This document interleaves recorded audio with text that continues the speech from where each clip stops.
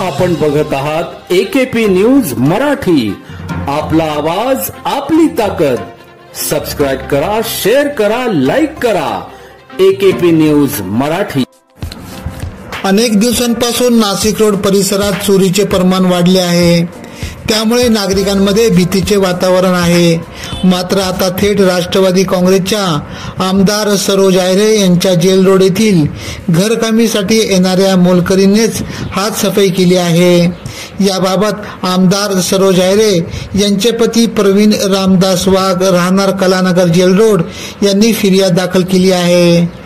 त्यांनी फिर्यादीत म्हटले आहे की ऑक्टोबर 2024 पासून संगीता केदारे नावाची महिला घरी मोलकरीण म्हणून काम करत होती, परंतु 6 जुलै 2025 रोजी दुपारी घरातील बेडरूम मधील कपाटातील 1 लाख रुपयाची रोकड चोरीला गेली।